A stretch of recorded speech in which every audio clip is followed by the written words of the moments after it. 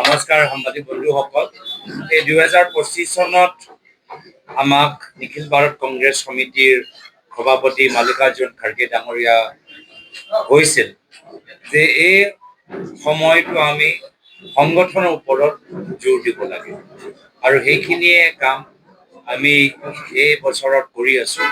বিভিন্ন জিলাত গৈ আমাৰ BLA সম্পৰ্কত আমি মানুহবোৰক সজাগতা কৰিবলৈ আৰম্ভ কৰিছো আৰু লগে লগে এতিয়া অসমত যে স্পেচিয়েল ডিভিজন আৰম্ভ হ'ল এই ক্ষেত্ৰত আমি ৰাইজক সজাগ হ'বলৈ অনুৰোধ জনাইছো।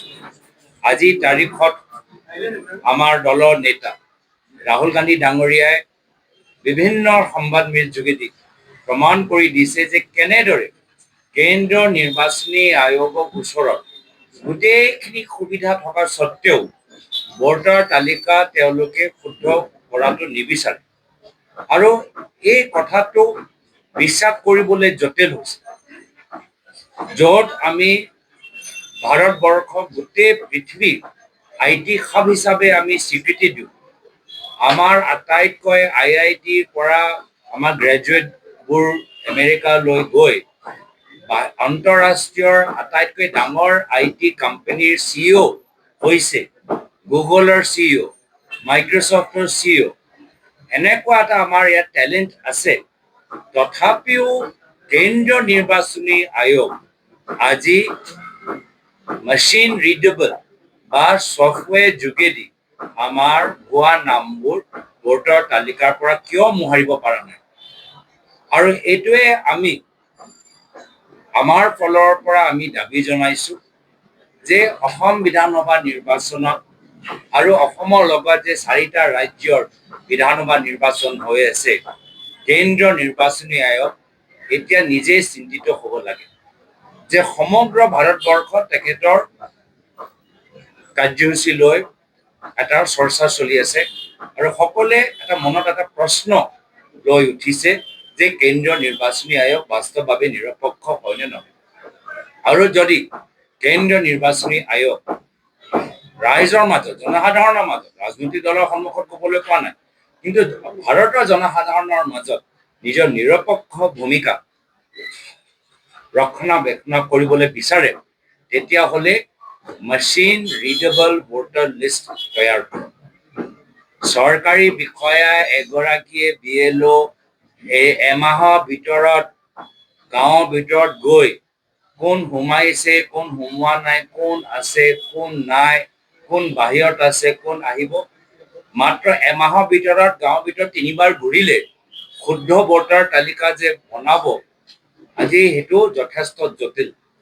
যাৰ ফলত ইতিমধ্যে যোৱা 1 মাহৰ ভিতৰত অসমৰ ভিতৰত নহয়, বেলেগ ৰাজ্যত এতিয়া ইতিমধ্যে BLOবোৰ, চৰকাৰী BLOবোৰ আত্মহত্যা কৰিবলৈ আৰম্ভ কৰিছে, ছুইচাইড কৰিবলৈ আৰম্ভ কৰিছে।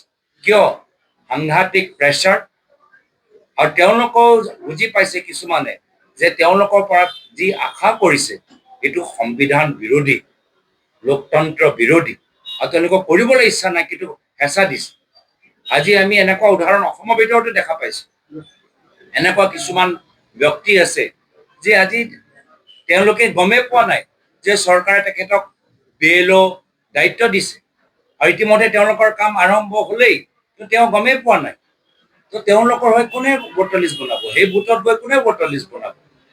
তো আজি তাৰিখত কেন্দ্ৰীয় নিৰ্বাচনী আয়োগে মেচিন ছফ্টৱেৰ যোগেদি ভুৱা নাম, ভুল নাম, ঘৰ এড্ৰেছ ভুল, এইবোৰ চব কিয় নকৰে। আমি আধাৰ আমি যেতিয়া কৰিব পাৰিছো, NRCও লৈ আমি যেতিয়া কৰিব পাৰিছো, ভোটাৰ তালিকা তেওঁলোকে কিয় কৰিব পৰা নাই।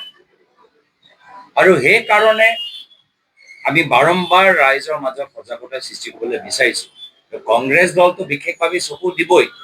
ইতিমধ্যে BLOবোৰ গাঁৱে ভূঞে যাবলৈ আৰম্ভ কৰিছে আৰু আমি ৰাইজক, আমি আমাৰ দলৰ কৰ্মীখিনিক সতৰ্ক হ'বলৈ কৈছে যে চাবা দেই, যদি ক'ৰবাত ঘপককে বহুত নাম সোমাই দিয়ে, যে ঘপককে বহুত নাম কৰ্তন কৰি দিয়ে, স্বাভাৱিকভাৱে কিছু নাম বাঢ়িব, কিছু নাম কৰ্তন হ'ব, কিন্তু ঘপককে অদ্ভুত এটা সংখ্যা বৃদ্ধি হোৱাটো, অদ্ভুতকৈ এটা অদ্ভুত সংখ্যা কমি যোৱাটো, সেইটো চিন্তা কৰা বিষয়। আৰু এতিয়াও ইতিমধ্যে আমি এনেকুৱা কিছুমান বাতৰি পাইছোঁ আৰু যিখিনি কথা আমি কৈছোঁ সেইখিনি কথা হৈছে। আমি প্ৰথম দিনৰ পৰা কৈছিলোঁ যে মুখ্যমন্ত্ৰী হিমন্ত বিশ্ব শৰ্মা ডাঙৰীয়া UP বিহাৰৰ পৰা বঙালৰ পৰা বিজেপি কৰ্মীখিনি বাছত ভৰাই আমাৰ ভোটাৰ তালিকাত সোমাব আৰু সেইখিনি আপোনালোকে যদি খবৰ লয় সেইখিনিয়ে কৈছে। ক'ৰবাত নামনি অসমত, ক'ৰবাত উজনি অসমত। তাৰমানে কি অসমৰ বিধানসভা নিৰ্বাচনৰ ফলাফল অসমৰ মানুহে নিৰ্ধাৰিত নকৰে, বিজেপি বাহিৰা ৰাজ্যৰ কৰ্মীখিনি নিৰ্ধাৰিত কৰিব। তাৰমানে সেইটোৱে হ'ল আমি ইমান যে জাতি মাটি ভেটি কথা কৈ থাকোঁ, এতিয়া মানে খিলঞ্জীয়া মানুহৰ ভূমিপুত্ৰৰ ভোটৰ মূল্য নাই।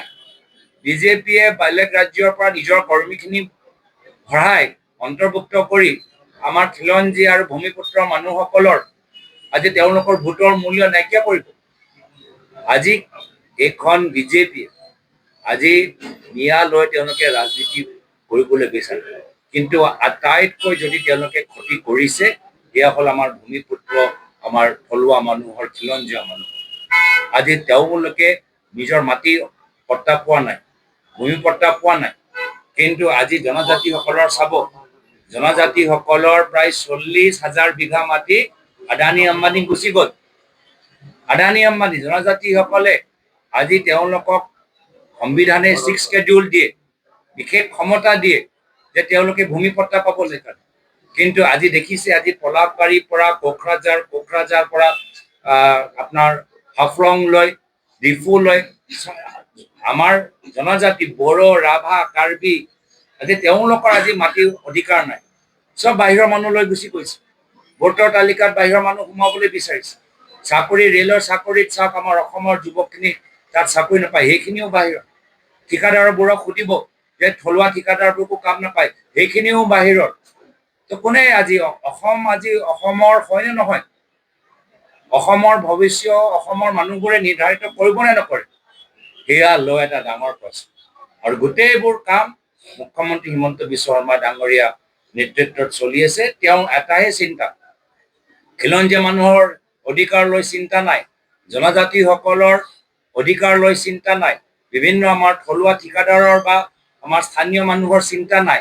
তেওঁক মাত্ৰ নিজৰ গাদীটো ৰক্ষা কৰি এই 5-6 জন যে তেওঁ বিশেষ বন্ধু আছে, মন্ত্ৰী আছে, তেওঁলোকৰ যোগেদি গোটেই চিণ্ডিকেট চলোৱা আৰু চিণ্ডিকেটৰ পইচা লৈ আৰু ধনী হোৱা, ছিংগাপুৰ, লণ্ডন যোৱা, ডুবাই যোৱা, এইখিনি হ'ল তেওঁলোকৰ কাম। তো সেইকাৰণে আমি ভাবিছিলোঁ যে ৰাইজ সজাগ হৈছে, ৰাইজ নিশ্চয় হৈছে, আৰু সেইকাৰণে ৰাইজ অহা বিধানসভা নিৰ্বাচনত বিজেপি বিৰুদ্ধে, হিমন্ত বিশ্ব শৰ্মা ডাঙৰীয়া বিৰুদ্ধে ভোট দিবলৈ একত্ৰিত। এতিয়া তেওঁলোকৰ অসমৰ মানুহৰ ভোটৰ মূল্য নাইকিয়া কৰিবলৈ, ধ্বংস কৰিবলৈ আজি হিমন্ত বিশ্ব শৰ্মা ডাঙৰীয়া এনেকুৱা এটা কৌশল লৈছে। আমি নিজৰ কাম কৰি থাকিম, কিন্তু ৰাইজৰো কৰ্তব্য, বুদ্ধিজীৱীসকলৰ কৰ্তব্য, সমাজ সংগঠনৰ কৰ্তব্য, ইউথ ক্লাবৰ কৰ্তব্য, আমাৰ সকলৰ কৰ্তব্য যে আমাৰ এই ভুৱা ভোটাৰ তালিকা সোমাব নালাগে। ইতিমধ্যে ৰিভাইজন হৈ আছে, অহা 20 ডিচেম্বৰলৈকে হ'ব। জানুৱাৰী মাহত তেওঁলোকে ড্ৰাফ্ট লিষ্টটো ওলাব। আৰু আপোনালোকে দেখিছেই পঞ্চায়তৰ সময়ত লাষ্ট ইলেকশ্যনৰ 2-3 দিন আগলৈকে তেওঁলোকে ভোটাৰ লিষ্ট আপডেট কৰিয়ে থাকে। পঞ্চায়ত নিৰ্বাচনত আমি দেখা পালোঁ এটা 3 মাহ আগত এটা দিব, 1.5 মাহ আগত এটা দিব, আকৌ পঞ্চায়ত নিৰ্বাচনৰ ভোট দিয়াৰ মাত্ৰ 3 দিন 4 দিন আকৌ এটা দিব। কি খেল চলি আছে, কি খেল চলাই আছে কেন্দ্ৰীয় নিৰ্বাচনী আয়োগ। আজি সেইকাৰণে বহুতে কয় যে কেন্দ্ৰীয় নিৰ্বাচনী আয়োগ এতিয়া এটা সাংবিধানিক অনুষ্ঠান হৈ থকা নাই, বিজেপি দলৰ ৰাজনৈতিক পুতলা হৈ গৈছে। যিকোনো খবৰ আৰু বিজ্ঞাপনৰ বাবে যোগাযোগ কৰক 7896121996।